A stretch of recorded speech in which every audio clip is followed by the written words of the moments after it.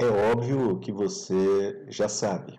A vida humana, ela tem algumas características na sua estrutura ou na sua formação. Por exemplo, vou falar, inicialmente, para que uma pessoa venha a existir, tem que haver uma relação sexual entre um homem e uma mulher. Depois que essa relação acontece e que há uma fecundação, existem uma série de reações genéticas que vão acontecendo através dessa fecundação. E em uma dessas reações é definido, por exemplo, o sexo da pessoa.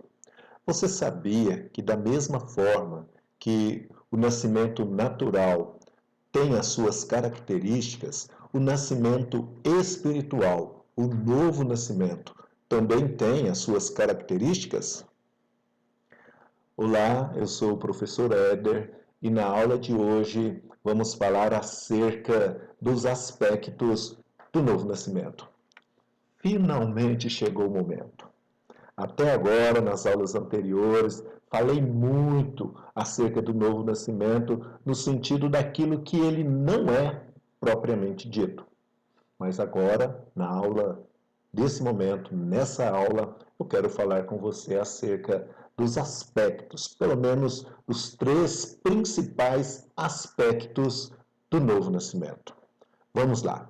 O primeiro aspecto, para que nós possamos entender como é o novo nascimento, é que, primeiramente, ele é produzido através da Bíblia Sagrada.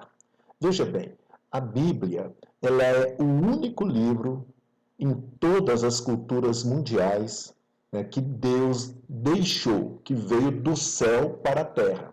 Quando eu digo em todas as culturas, é porque a Bíblia, ela é um livro universal. É isso mesmo, estava aqui procurando a palavra. A Bíblia é um livro universal, ou seja, Deus deixou para todos nós. É uma autorrevelação de Deus, é um manual de vida. E nós sabemos, já vimos isso, que nós somos seres humanos, mas na essência nós somos seres espirituais. E nós somos compostos de espírito, porque viemos de Deus, do sopro de Deus, é a nossa origem, é o sopro de Deus e Deus é espírito. Então nós somos espírito, alma, que é a nossa identidade, quem nós somos, os nossos gostos, a nossa cognição, a nossa individualidade, quem nós somos, e nós habitamos no corpo. Então, de uma forma resumida, o ser humano é um ser espiritual que possui uma alma e que habita em um corpo.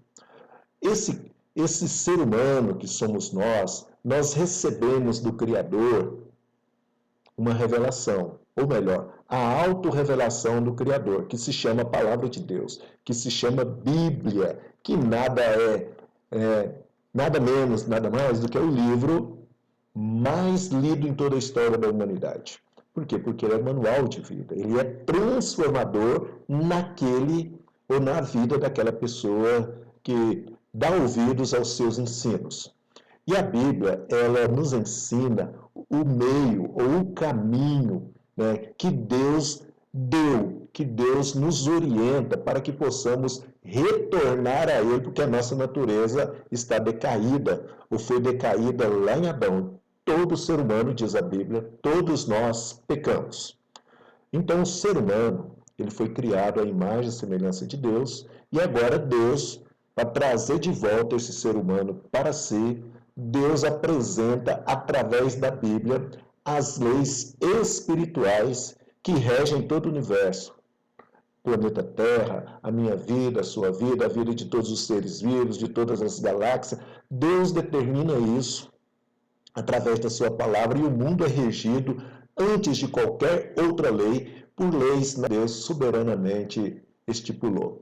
E existe no livro de Deus acerca da lei da salvação, ou seja, como é que é o caminho do homem ser salvo. Lembrando que salvação é a identidade ou a restauração dessa identidade através de um relacionamento com Deus.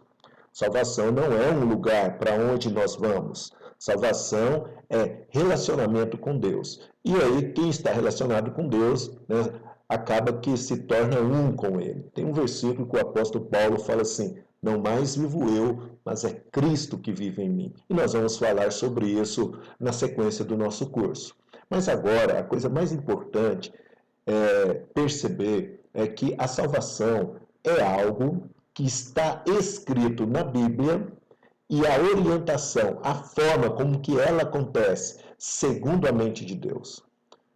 A orientação nossa para que nós possamos alcançar a vida eterna. Então, o caminho da salvação está relacionado ou está informado através da Bíblia Sagrada. Então, é a Bíblia que traz a fórmula, o meio pelo qual a salvação acontece na vida de uma pessoa.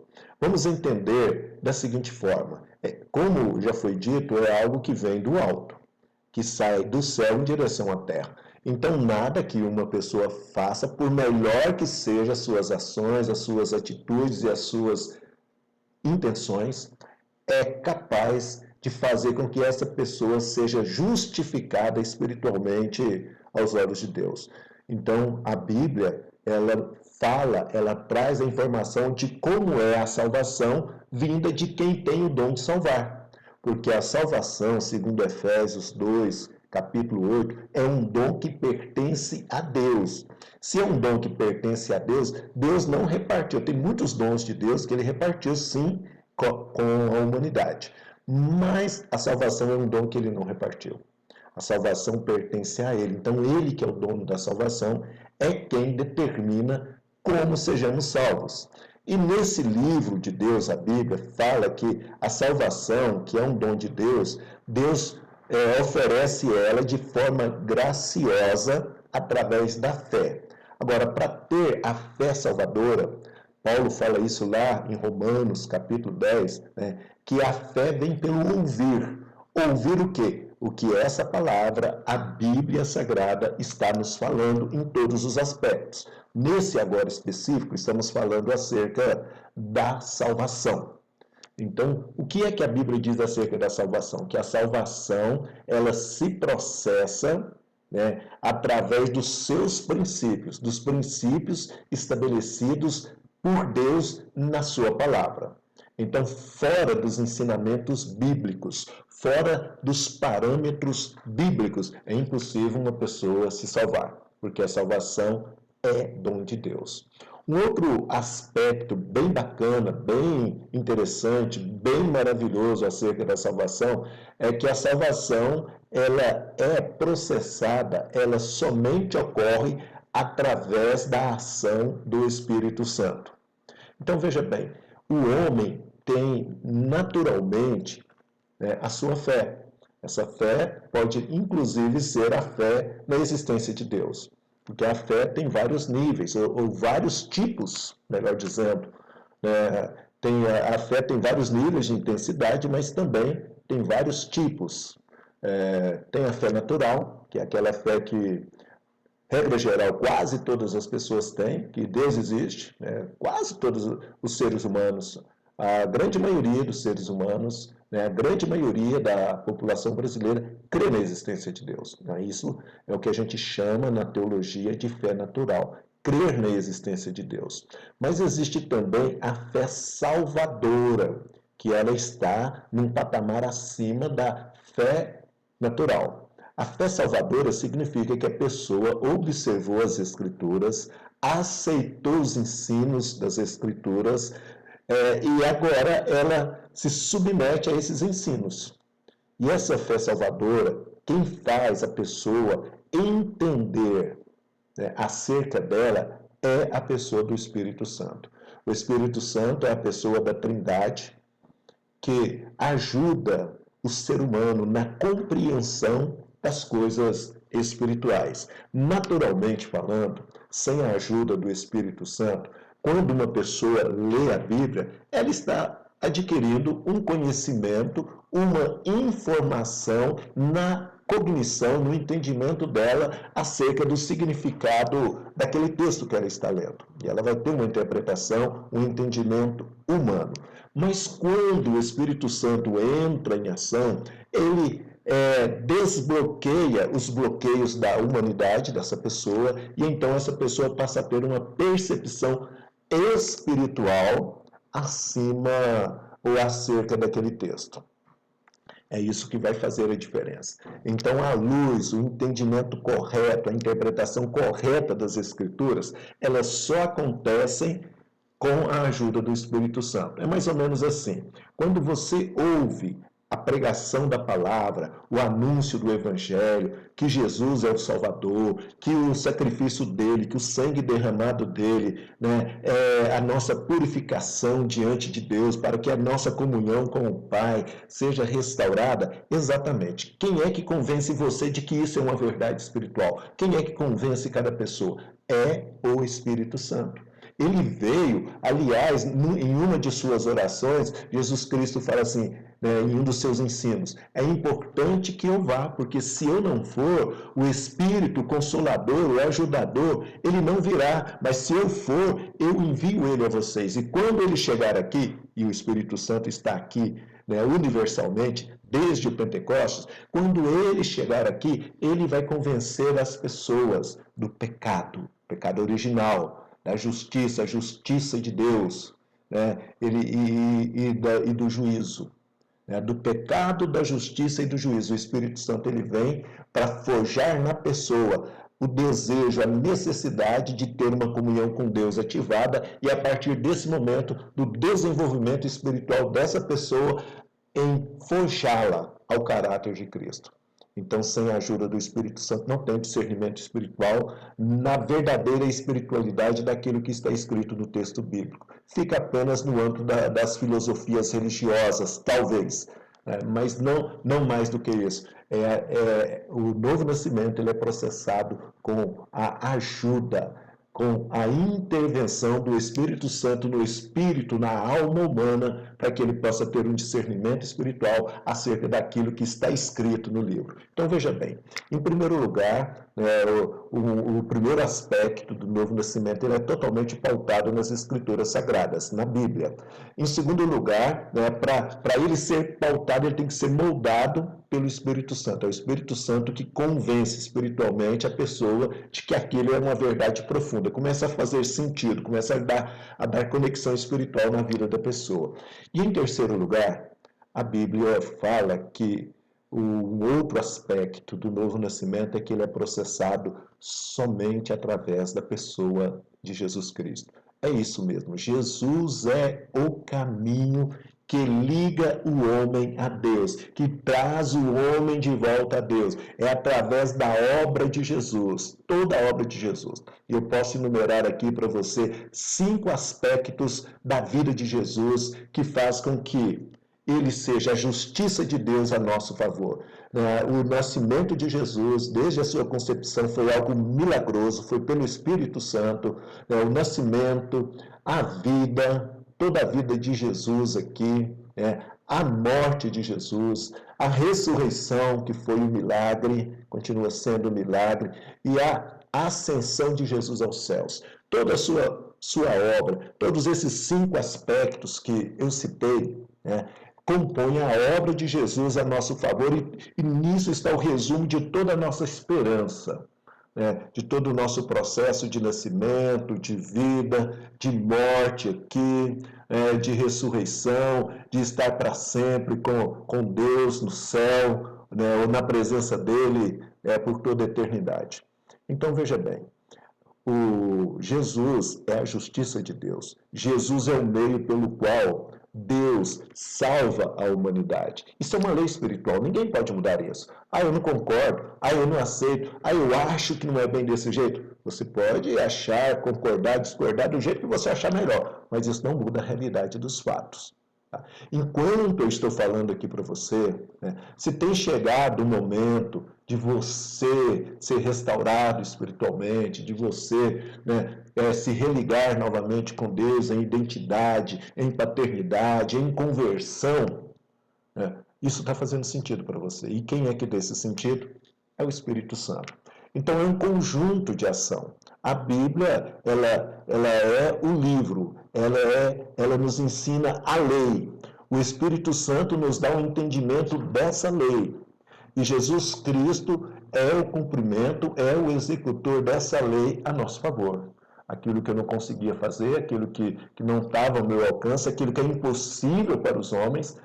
Quero lembrar aqui um texto de Jesus, né? No momento que ele estava passando, né? no episódio que estava acontecendo, quando ele estava diante de uma pessoa muito rica, e essa pessoa rica, religiosa, né, indagando Jesus acerca, né, de como ser salvo, e ele falou que tinha cumprido toda a lei, e Jesus falou assim, olha, só falta uma coisa para você. Você precisa vender o que você tem, dar aos pobres e me seguir. Jesus fez um teste ali com aquela pessoa. E aquela pessoa não aceitou a proposta de Jesus. Era uma pessoa muito rica e saiu de perto de Jesus. E observe dentro do texto bíblico que era uma pessoa que Jesus, quando a viu, tinha amado essa pessoa. Né? Jesus viu e amou aquela pessoa imediatamente, assim como é comigo, com você. Jesus está vendo cada um de nós e pode ter certeza, com amor eterno, com amor puro, Jesus está amando cada um de nós, querendo só o nosso melhor e não querendo nenhum tipo de exploração ou coisa ruim para nós. Jesus só quer o nosso bem. Tudo que Jesus faz, tudo que Jesus fala é para o nosso bem.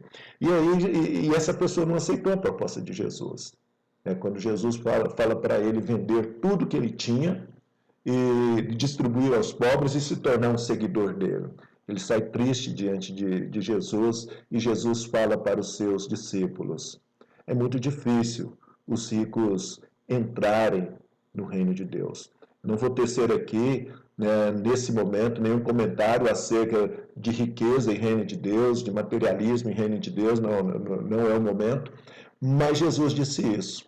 Os discípulos, ouvindo essas palavras de Jesus, eles disseram, Senhor, mas se é assim, quem pode ser salvo? E veja a resposta de Jesus. Aquilo que é impossível para os homens, salvação é algo impossível para os homens. É possível para Deus. Então a salvação é um dom de Deus que é possível só a Ele. Só Deus consegue salvar, porque Ele é o Criador de tudo. Ele é o grande, o infinito, o onipresente, onipotente. Deus é tudo. E é esse tudo do qual deu origem à nossa vida, a vida humana, é esse tudo que quer nos religar a Ele. Então, como é que quem está separado da vida, morto no seu pecado ou nos seus pecados, pode fazer alguma coisa para ressuscitar? Ressurreição é algo de Deus. É algo que vem dos céus, é sobrenatural, não tem lógica, não tem razão humana que explique. Assim como o nascimento da vida, como é que ocorre a vida, como na formação do útero da nossa mãe. O salmista fala lá no Salmo 139 que é uma geração assombrosa, a geração da vida. A ciência, ela explica, mas ela não gera vida, porque a vida só vem de Deus.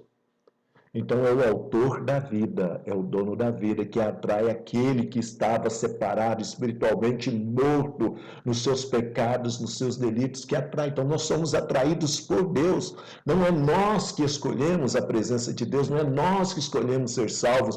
E em um primeiro momento, se Deus não vier até nós, ninguém se salva. Porque por nós mesmos nós não buscamos a Deus e por nós mesmos toda a nossa boas obras, toda a nossa justiça não é aceita diante de Deus no que tange a salvação. Então veja bem, Deus, Ele nos chama para um novo nascimento. E Ele quer despertar em nós um novo nascimento. Só que uma coisa curiosa é que no primeiro nascimento, no nascimento natural, eu e você não somos perguntados se queremos ou não. Se queremos nascer em tal família ou não. Se queremos nascer em tal país ou não. Se queremos nascer em tal época do Cronos ou não. Não. Simplesmente, soberanamente, Deus determina o nosso espaço no tempo, nosso espaço geográfico, a nossa herança genética, e Deus nos coloca aqui.